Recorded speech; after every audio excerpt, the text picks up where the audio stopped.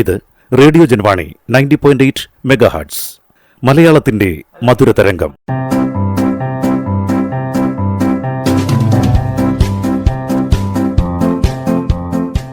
ഇപ്പോൾ വാരാന്ത്യ ലോക വൃത്താന്തം കേൾക്കാം. പ്രൊഫസർ ജെ ജേക്കബ് അവതരിപ്പിക്കുന്നു. വാരാന്ത്യ ലോക വൃത്താന്തം.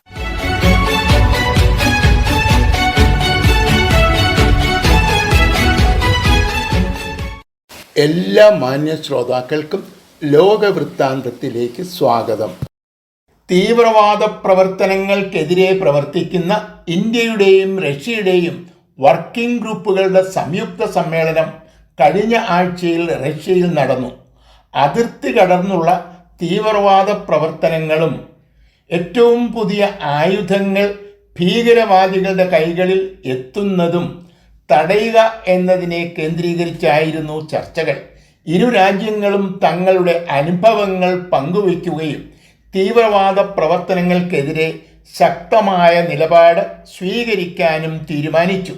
ഇരു രാജ്യങ്ങളിലെയും വിദേശകാര്യ മേഖലയിലെ വിദഗ്ധന്മാരാണ് ഈ സമ്മേളനത്തിൽ പങ്കെടുത്തത്.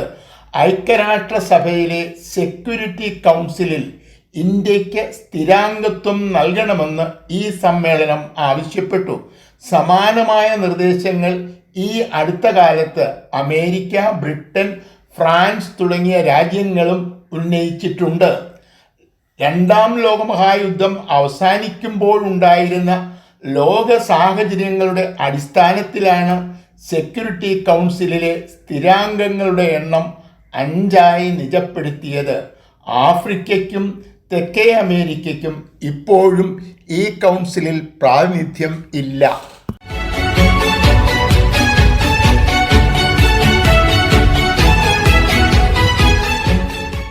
ഡാനിയൽ ഡിഗൻ എന്ന മുൻ സൈനികോദ്യോഗസ്ഥനെ അമേരിക്കയ്ക്ക് കൈമാറാൻ ഓസ്ട്രേലിയ തീരുമാനിച്ചു. ചൈനീസ് വൈമാനികരെ പരിശീലിപ്പിച്ചു എന്നതാണ് ഇദ്ദേഹത്തിൻ്റെ പേരിലുള്ള കുറ്റം. വിദേശ സൈനികർക്ക് പരിശീലനം നൽകുന്നത് 65 വർഷം വരെ ജയിൽ ശിക്ഷ ലഭിക്കാവുന്ന കുറ്റമായിട്ടാണ് അമേരിക്ക കാണുന്നത്. 2012 ഇദ്ദേഹം അമേരിക്കൻ പൗരത്വം ഉപേക്ഷിക്കുകയും ഓസ്ട്രേലിയൻ പൗരത്വം സ്വീകരിക്കുകയും ചെയ്തു.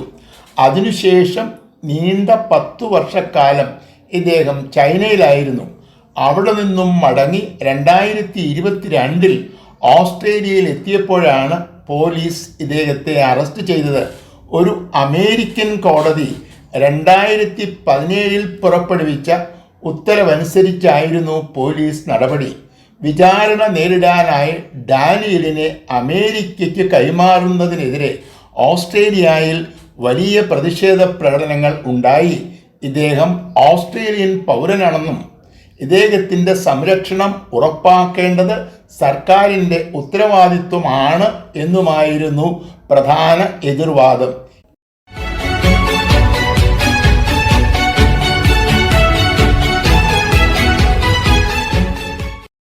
നാറ്റോയിൽ അംഗത്വം തേടാൻ ഉക്രൈൻ ശ്രമിച്ചതിനെ തുടർന്നാണ് റഷ്യ ഉക്രൈൻ യുദ്ധം ആരംഭിച്ചത്. ഉക്രൈനിനെ പിന്തുണയ്ക്കുന്നു എങ്കിലും ഇതുവരെ ആ രാജ്യത്തിന് അംഗത്വം നൽകാൻ നാറ്റോ തയ്യാറായിട്ടില്ല. യുദ്ധം ആരംഭിച്ചതിന് ശേഷം സ്വീഡന് 23-ലും ഫിൻലാൻഡിന് 24-ലും നാറ്റോയിൽ അംഗത്വം ലഭിച്ചു. ഉക്രൈനിനെ പോലെ തന്നെ റഷ്യയുമായി അതിർത്തി പങ്കിടുന്ന 2 രാജ്യങ്ങളാണ് സ്വീഡനും ഫിൻലാൻഡും. യുദ്ധം തുടരുന്നത് കൊണ്ടാണ് ഉക്രൈനിൻ്റെ നാറ്റോ പ്രവേശനം നീണ്ടുപോകുന്നത്. യുദ്ധത്തിൽ ഉക്രൈനിന് നഷ്ടപ്പെട്ട സ്ഥലങ്ങൾ തിരിച്ചു പിടിച്ചതിന് ശേഷം നാറ്റോ പ്രവേശനം എന്നൊരു നിലപാട് ഉക്രൈനിനും ഉണ്ടായിരുന്നു. റഷ്യയുടെ ശത്രുത അവഗണിച്ച് ഉക്രൈനിന് നാറ്റോയിൽ പ്രവേശനം നൽകുന്നതിനോട് ചില അംഗരാജ്യങ്ങൾക്കും എതിർപ്പുണ്ടായിരുന്നു. നഷ്ടപ്പെട്ട പ്രദേശങ്ങൾ തിരികെ ലഭിച്ചില്ലെങ്കിലും നാറ്റോയിൽ അംഗമാകണം എന്നാണ് ഉക്രൈൻ ഇപ്പോൾ ആവശ്യപ്പെടുന്നത്. ഇതോടൊപ്പം ഉക്രൈൻ നാറ്റോയിൽ അംഗമാകുന്നതിനെ എതിർക്കുന്നവരുടെ എണ്ണവും വർദ്ധിച്ചിട്ടുണ്ട്.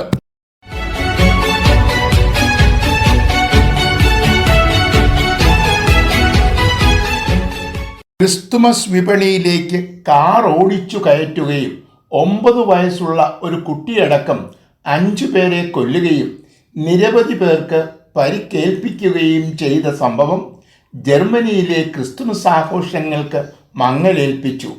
ജർമ്മനിയിൽ താമസിക്കുന്ന സൗദി പൗരനായ അബ്ദുൾ മൊഹസിൻ എന്ന ഡോക്ടറാണ് ഈ കേസിലെ പ്രതി. സൗദിയിലെ ഇസ്ലാമികവൽക്കരണത്തെ എതിർത്തതിൻ്റെ പേരിലാണ് 2006 ഇദ്ദേഹത്തിന് ജർമ്മനിയിൽ അഭയം തേടേണ്ടി വന്നത്. നിരീശ്വരവാദിയായ ഈ ഡോക്ടർ ഇസ്ലാമിൻ്റെ വലിയ വിമർശകനാണ്. ഇദ്ദേഹത്തെ തങ്ങൾക്ക് കൈമാറണമെന്ന് സൗദി ഭരണകൂടം നിരവധി തവണ ജർമ്മനിയോട് ആവശ്യപ്പെട്ടിട്ടുണ്ട്. ഇസ്ലാമികവൽക്കരണത്തോടുള്ള ജർമ്മൻ ഭരണകൂടത്തിൻ്റെ മൃദു സമീപനമാണ് ഈ ആക്രമണത്തിനു കാരണമായി കണ്ടെത്തിയിരിക്കുന്നത്. ഇസ്ലാമിനോടുള്ള സ്നേഹമായാലും വിരോധമായാലും കൊലപാതകങ്ങൾ നടത്തുന്നതിനെ ന്യായീകരിക്കാനാവില്ല എന്നാണ് പൊതുസമൂഹത്തിൻ്റെ നിലപാട്. ഒരു രാജ്യത്തിൻ്റെ ആഘോഷ പരിപാടികളിൽ ചോര വീഴ്ത്തിയ ഈ സംഭവം വലിയ പ്രതിഷേധത്തിന് വഴിയൊരുക്കിയിട്ടുണ്ട്.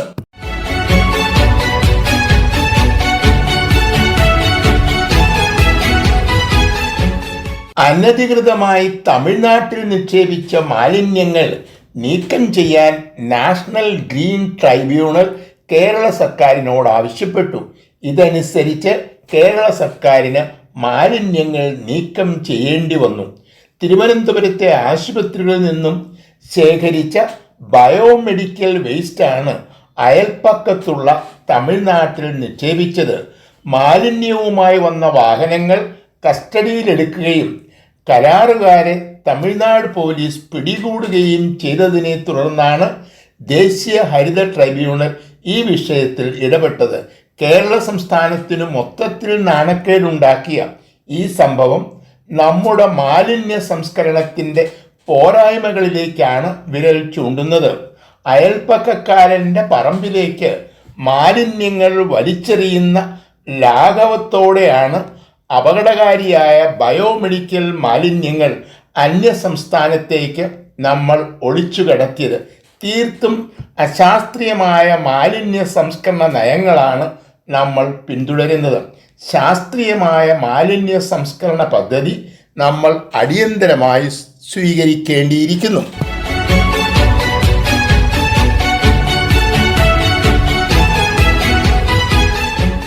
All India Catholic bishops council സംഘടിപ്പിച്ച ക്രിസ്തുമസ് ആഘോഷ പരിപാടികളിൽ നമ്മുടെ പ്രധാനമന്ത്രി പങ്കെടുത്തത് വലിയ ചർച്ചകൾക്ക് വഴിയൊരുക്കി. ഒരു മതവിശ്വാസി എന്ന നിലയിൽ അഭിമാനിക്കുന്ന വ്യക്തിയാണ് നമ്മുടെ പ്രധാനമന്ത്രി. തന്മൂലം മറ്റു മതങ്ങളെ അംഗീകരിക്കുന്നതും ആദരിക്കുന്നതും തീർത്തും സ്വാഭാവികമായ ഒരു നടപടിയായിട്ടാണ് കാണേണ്ടത്. ഇതിനെ രാഷ്ട്രീയ ലക്ഷ്യങ്ങളോടെയുള്ള ഒരു നീക്കമായി ചിത്രീകരിക്കുന്നതിലും രാഷ്ട്രീയമുണ്ട്. എന്നാൽ മണിപ്പൂരിലും അരുണാചലിലും ക്രിസ്ത്യാനികൾ ആക്രമിക്കപ്പെടുന്നു എന്നത് ഒരു വസ്തുതയാണ്. ഇവിടെ കേന്ദ്ര സംസ്ഥാന സർക്കാരുകൾ കുറ്റകരമായ മൗനം പാലിക്കുന്നു എന്നതും വസ്തുതയാണ്. യഥാസമയം കുറ്റവാളികൾക്കെതിരെ നിയമ നടപടികൾ ഉണ്ടാകുന്നില്ല. ജനസംഖ്യയുടെ 3% താഴെയാണ് ഇന്ത്യയിൽ ക്രിസ്ത്യാനികളുടെ എണ്ണം. പ്രധാനമന്ത്രി ക്രിസ്തുമസ് ആഘോഷത്തിൽ പങ്കെടുത്തത് ഒരു നല്ല തുടക്കത്തിന് വഴിയൊരുക്കും എന്നാണ് വിശ്വാസികളുടെ സമൂഹം പ്രതീക്ഷിക്കുന്നത്. ഇതിലെ ശരിയും തെറ്റും നിർണയിക്കേണ്ടത് തുടർ പ്രവർത്തനങ്ങളുടെ അടിസ്ഥാനത്തിലാണ്.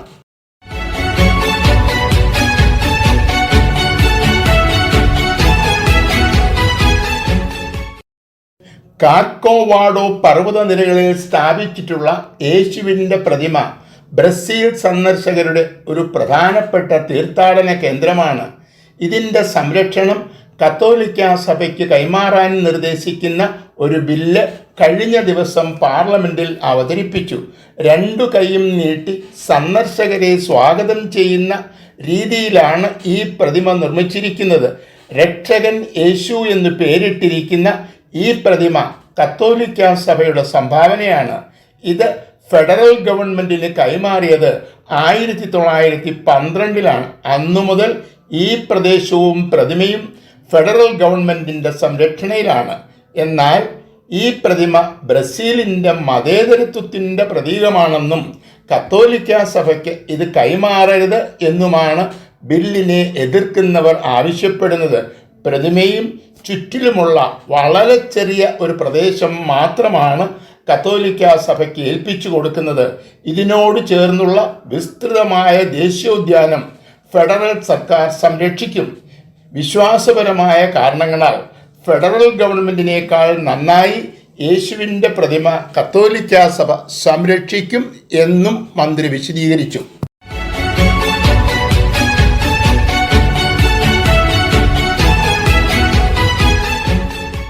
ബത്ലഹേമിൽ ജനിച്ച യേശുവിൻ്റെ ജന്മദിനമാണ് ലോകം മുഴുവൻ ക്രിസ്തുമസായി ആഘോഷിക്കുന്നത്. ക്രിസ്തുമസ് ആഘോഷിക്കാനായി 10,000-കണക്കിന് തീർത്ഥാടകർ ഒരു കാലത്ത് ഈ കൊച്ചു നഗരത്തിൽ എത്തിയിരുന്നു. ജോർദാൻ നദിയുടെ പടിഞ്ഞാറേ കരയിലുള്ള ഈ പട്ടണം ഇസ്രായേലിൻ്റെ നിയന്ത്രണത്തിലാണ്. യുദ്ധത്തിൻ്റെ പശ്ചാത്തലത്തിൽ കഴിഞ്ഞ വർഷം ഇവിടെ ക്രിസ്മസ് ഉണ്ടായിരുന്നില്ല. ഈ വർഷവും ഇവിടം സന്ദർശിക്കാൻ തീർത്ഥാടകർക്ക് ഇസ്രായേൽ അനുമതി നൽകിയില്ല. ബത്ലഹേമിൻ്റെ വിജനമായ തെരുവോരങ്ങളും എത്താത്ത തീർത്ഥാടകരെയും പ്രതീക്ഷിച്ച് പതിവ് പോലെ തുറക്കുകയും അടയ്ക്കുകയും ചെയ്യുന്ന കടകമ്പോളങ്ങൾ നമ്മെ ഓർമ്മിപ്പിക്കുന്നത് ക്രിസ്തുമസിനെ കുറിച്ചല്ല, അവസാനിക്കാത്ത യുദ്ധത്തിൻ്റെ കെടുതികളെക്കുറിച്ചാണ്. മുസ്ലിം തീവ്രവാദികളായി എണ്ണപ്പെടുന്ന ഹമാസും യഹൂദ രാഷ്ട്രമായ ഇസ്രയേലും തമ്മിലുള്ള ഒരു യുദ്ധമാണ് ഇപ്പോൾ പാലസ്തീനിൽ നടക്കുന്നത്.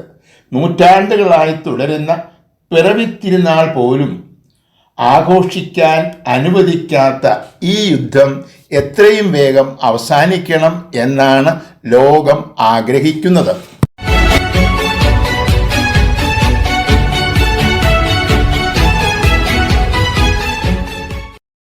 അഫ്ഗാനിസ്ഥാൻ കിഴക്കൻ പ്രവിശ്യയിൽ പാകിസ്ഥാൻ വ്യോമസേന ചൊവ്വാഴ്ച നടത്തിയ ആക്രമണത്തിൽ 48 പേർ കൊല്ലപ്പെട്ടതായി താലിബാൻ ഭരണകൂടം സ്ഥിരീകരിച്ചു. കൊല്ലപ്പെട്ടവരിൽ അധികവും സ്ത്രീകളും കുട്ടികളുമാണ്. തങ്ങളുടെ പ്രതിഷേധം കാബൂളിലെ പാകിസ്ഥാൻ പ്രതിനിധിയെ അറിയിച്ചതായും താലിബാൻ അവകാശപ്പെട്ടു. എന്നാൽ പാകിസ്ഥാന്റെ പ്രതികരണം അറിവായിട്ടില്ല. പാകിസ്ഥാനിലും താലിബാൻ മാതൃകയിൽ ഒരു ഭരണം സ്ഥാപിക്കാനായി അഫ്ഗാനിസ്ഥാൻ കേന്ദ്രീകരിച്ച് പാകിസ്ഥാനികളുടെ ഒരു തീവ്രവാദി സംഘം പ്രവർത്തിക്കുന്നുണ്ട്. പാകിസ്ഥാൻ താലിബാൻ എന്ന് വിശേഷിപ്പിക്കുന്ന ഈ തീവ്രവാദി സംഘത്തെ താലിബാൻ ഭരണകൂടം പിന്തുണയ്ക്കുന്നു എന്നാണ് പാകിസ്ഥാൻ ആരോപിക്കുന്നത്. ഇത് താലിബാൻ നിഷേധിച്ചിട്ടുണ്ട്. തന്നെയുമല്ല, പാകിസ്ഥാൻ നടത്തിയ വ്യോമാക്രമണത്തിന് തക്ക മറുപടി നൽകുമെന്നും പ്രഖ്യാപിച്ചിട്ടുണ്ട്. അഫ്ഗാനിസ്ഥാനിൽ നിന്നും 3 വർഷം മുമ്പാണ് ഭരണം താലിബാനെ ഏൽപ്പിച്ച് അമേരിക്ക പിൻവാങ്ങിയത്. പുതുതായി രൂപീകരിച്ച താലിബാൻ സർക്കാരുമായി സഹകരിക്കുന്ന 3 രാജ്യങ്ങളിൽ ഒന്നാണ് പാകിസ്ഥാൻ.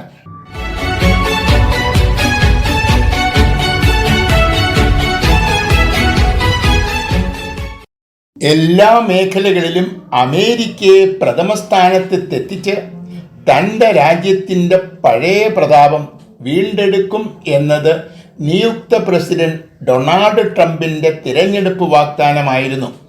ജനുവരി 20-നാണ് സ്ഥാനാരോഹണം. വലിയ വിവാദങ്ങൾക്ക് കാരണമായേക്കാവുന്ന നിർദ്ദേശങ്ങളാണ് നിയുക്ത പ്രസിഡന്റ് മുമ്പോട്ട് വയ്ക്കുന്നത്. ഉക്രൈൻ യുദ്ധത്തിൽ നിന്ന് അകന്നു നിൽക്കും എന്ന സൂചനയാണ് ഇദ്ദേഹം നൽകുന്നത്. ഡോളറിനെ വെല്ലുവിളിച്ച് പുതിയ നാണയമിറക്കാൻ ബ്രിക്സ് ശ്രമിച്ചാൽ അംഗരാജ്യങ്ങളുടെ ഉൽപ്പന്നങ്ങളുടെ നികുതി 100% വർദ്ധിപ്പിക്കും എന്നാണ് മറ്റൊരു ഭീഷണി. വ്യാപാര മേഖലയിലെ പ്രധാന എതിരാളിയായ ചൈനയുടെ ഉൽപ്പന്നങ്ങൾക്ക് നികുതി വർദ്ധിപ്പിക്കാനും തീരുമാനിച്ചിട്ടുണ്ട്. ഏറ്റവും അവസാനമായി പനാമ കനാൽ പിടിച്ചെടുക്കും എന്നാണ് മുന്നറിയിപ്പ്. പനാമ കനാൽ അധികൃതർ അമേരിക്കയിൽ നിന്നും പിരിച്ചെടുക്കുന്ന ചുങ്കം വളരെ കൂടുതലാണ് എന്നാണ് ട്രംപിൻ്റെ പരാതി. അമേരിക്കയാണ് ഈ കനാൽ നിർമ്മിച്ചത്. എന്നാൽ ഇപ്പോൾ ഈ കനാലിൻ്റെ ഉടമ ഒരു വിദേശ രാജ്യമാണ്. വാരാന്ത്യ ലോക വൃത്താന്തം.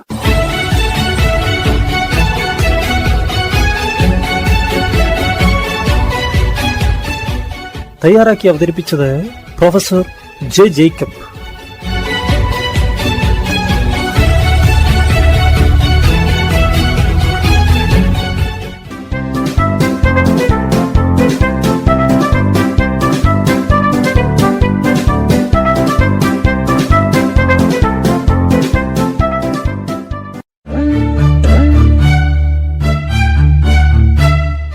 നിങ്ങൾ കേട്ടുകൊണ്ടിരിക്കുന്നത് ജൻവാണി 90.8 കമ്മ്യൂണിറ്റി FM. അറിയേണ്ടതും കേൾക്കേണ്ടതും മാത്രം.